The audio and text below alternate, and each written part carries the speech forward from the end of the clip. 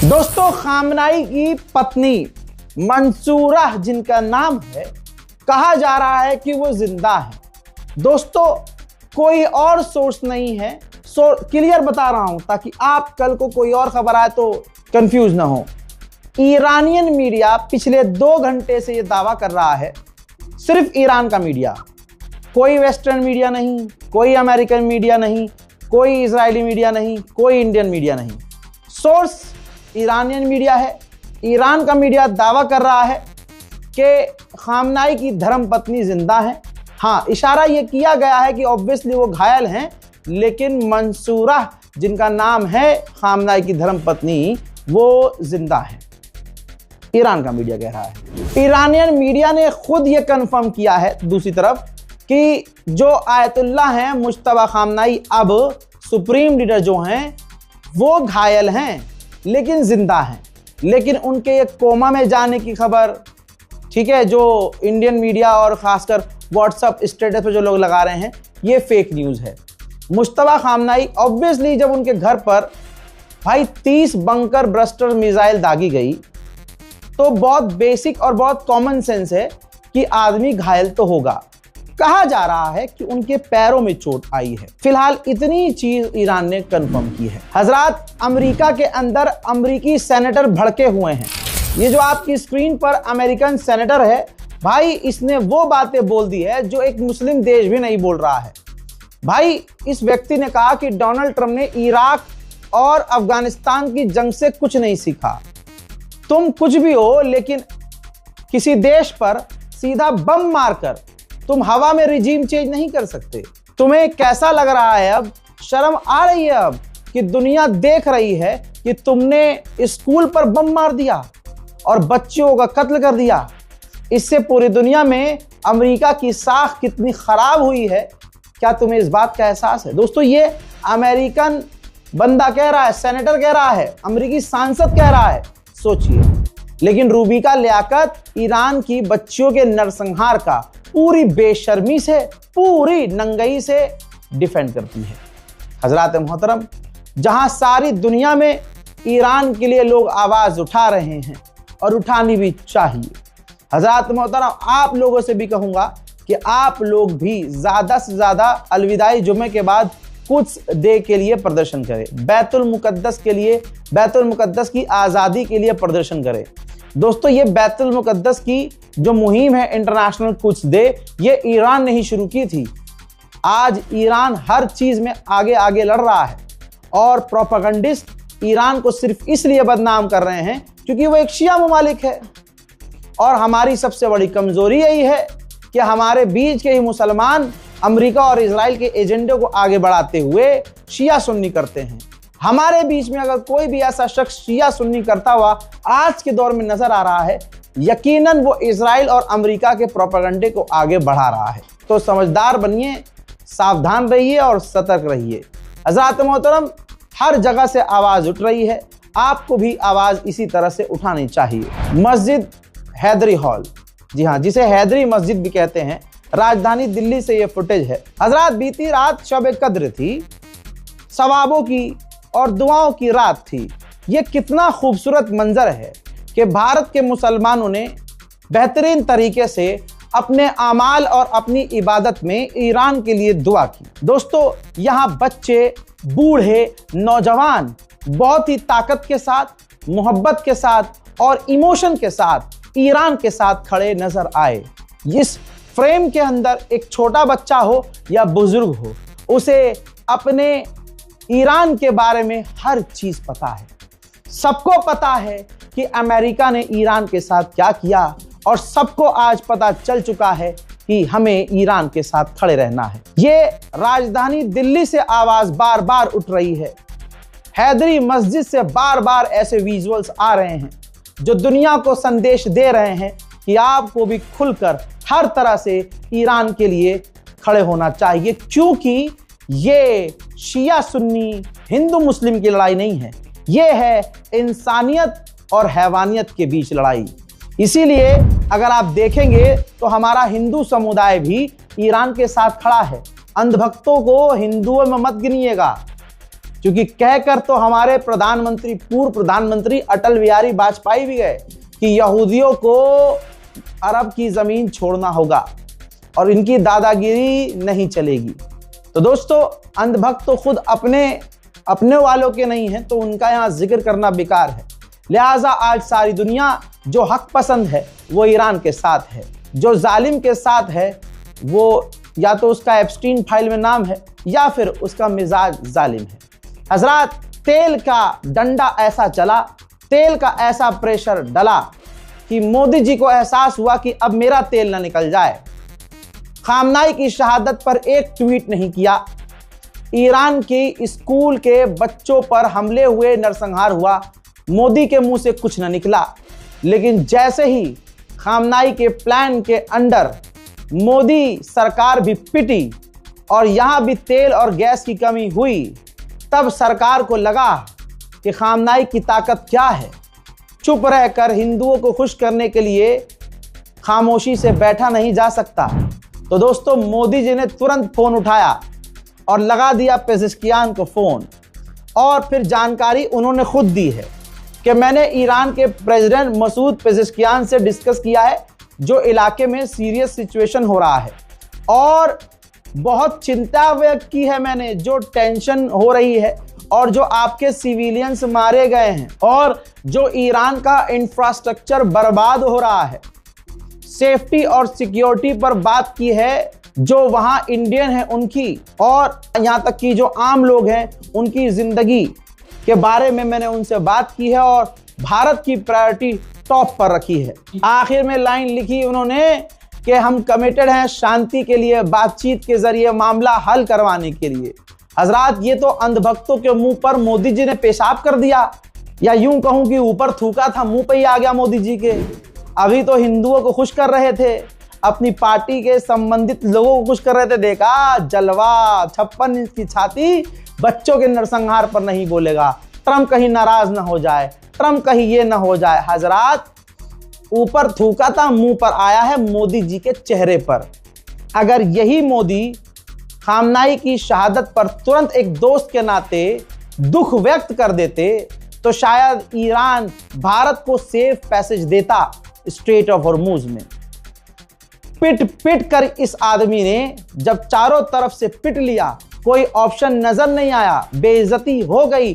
खुद हिंदू समुदाय के लोग इस बात को समझने लगे कि यार, ईरान तो हमारा दोस्त था, पाकिस्तान के खिलाफ ईरान ने हमेशा हमारा साथ दिया, तो इस बार हमने ईरान का साथ क्यों छोड़ा। समझ में सबको आ रहा है। अब इसके बाद प्रधानमंत्री मोदी ने फोन कर दिया। अगर समय पर फोन करते तो स्ट्रेट ऑफ हॉर्मुज से भारत को सेफ पैसेज ईरान जरूर देता। अब अगर गोदी मीडिया शोर मचाए कि मोदी जी ने कर ली है पेजेश्कियान से बात, अब हो जाएगी जंग बंद, अरे मेरा कद्दू होगी जंग बंद। इस पूरे पैराग्राफ में बताओ कहीं मोदी ने बताया है कि जंग बंदी की बात करी और मैंने स्ट्रेट ऑफ हॉर्मुज में भारत के जहाजों को सेफ पैसेज देने की बात की है? क्या इस पैराग्राफ में लिखा है कि हमने ईरान से तेल लेने की बात की है? क्या मोदी जी ने इसमें कहीं बताया है कि हमने स्ट्रेट ऑफ हॉर्मुज में भारतीय जहाजों के लिए सिक्योरिटी और सेफ्टी मांगी है? भाई, मुंह ही नहीं है मोदी का। हमारे देश के प्रधानमंत्री है, पूरा सम्मान है, लेकिन मुंह नहीं है ईरान से ये कहने का कि भाई आप हमें सेफ पैसेज दो। लेकिन अब कुछ घंटे के बाद व्हाट्सएप यूनिवर्सिटी पे अलग अलग कहानियां बताई जाएंगी, जैसे मोदी ने किया पेजेश्कियान को फोन, पेजेश्कियान के टांगे कांपने लगी, बताया जा रहा है पेजेश्कियान खा रहे थे खाना, उठकर खड़े हो गए और चीखने लगे, जय मोदी, हर हर मोदी, घर घर मोदी।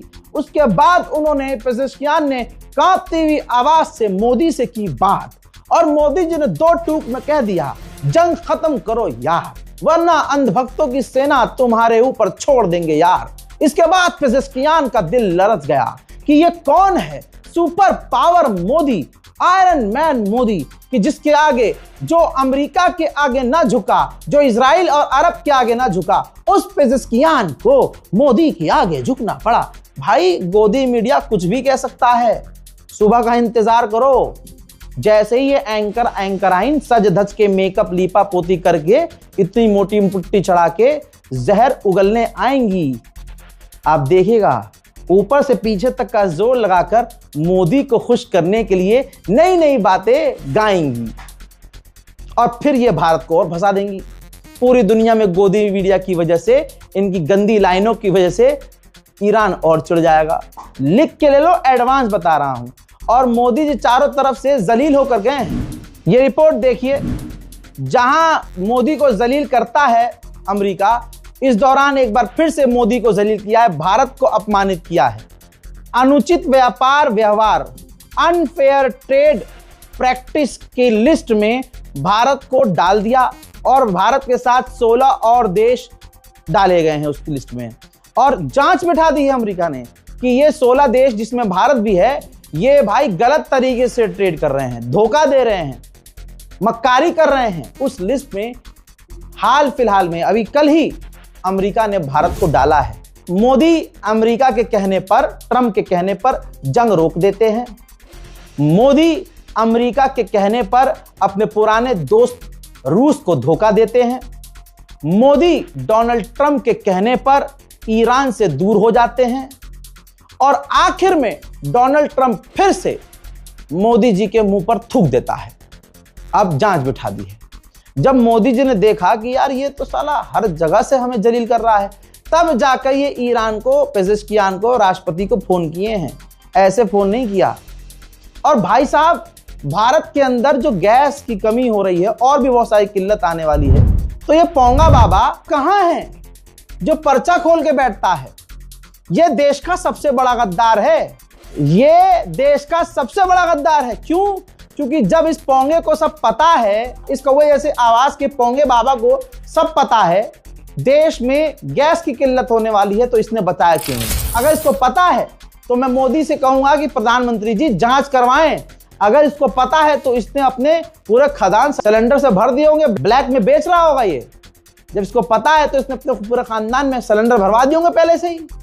और अगर नहीं पता तो इसका मतलब ये झूठा है, ये पंडित है, ये भविष्यवाणी करता नहीं है। इसको पता था, ये कहता है ना मैं पर्चा लिख देता हूं। ये जब भारत का नुकसान होने वाला होता है तो ये पर्चा क्यों नहीं लिख पाता है? इंटरनेशनल मरीन टाइम बॉडी, ये मरीन की इंटरनेशनल समझ लीजिए कमेटी है। इसने इमरजेंसी मीटिंग बुलाई है कि स्ट्रेट ऑफ हॉर्मुज को ईरान ने बंद कर दिया है, जिसका कहर सारे दुनिया पर पड़ रहा है। मेरे दोस्तों, ईरान ने ऐलान किया है कि कुछ देशों के जहाजों को हम स्ट्रेट ऑफ हॉर्मुज पार करने देंगे। हमने कोई माइन नहीं बिछाया है, लेकिन हम इजाजत देंगे। हो सकता है इसमें भारत भी हो। मैं यही कहूंगा मोदी को कि कहने वालों ने तो ये बताया है, आपके बारे में राज खोला है कि आप फलाने को खुश करने के लिए इजराइल में जाकर नाचे हैं, तो ईरान के आगे नाचने की किसी को जरूरत नहीं है। प्यार से 2 शब्द बात कर लीजिए, प्यार से ईरान के लिए कुछ 2 लाइनें बोल दीजिए, खामनाई की मौत पर, शहादत पर थोड़ा दुख व्यक्त कर दीजिए, फिर आप देखिएगा ईरान सामने से, दूसरों से छोड़िए, ईरान खुद तेल आपको देगा। इतना हम ईरान के बारे में खुद ही बता देंगे आपको। वहीं नेतन्याहू का बयान आया है, आपकी स्क्रीन पर लेटेस्ट बयान है। और ये वीडियो इसलिए दिखा रहा हूं क्योंकि मुसलमान इतना झूठ बोल रहा है कि भैया नेतन्याहू घायल है, नेतन्याहू मारा गया है, नेतन्याहू का बेटा मारा गया है, नेतन्याहू का भाई मारा गया है। भाई, जो ईरान कर रहा है ना, वो उतना काफी है, उससे वो भी नहीं झेल रहा है। और जो अल्लाह चाहेगा बेहतर होगा। तो भाई, इसने सामने आकर कहा है कि हम वैसा काम कर रहे हैं कि उस रास्ते से, उस काम से ईरान की रिजीम, ईरान के लोग ही गिरा दें।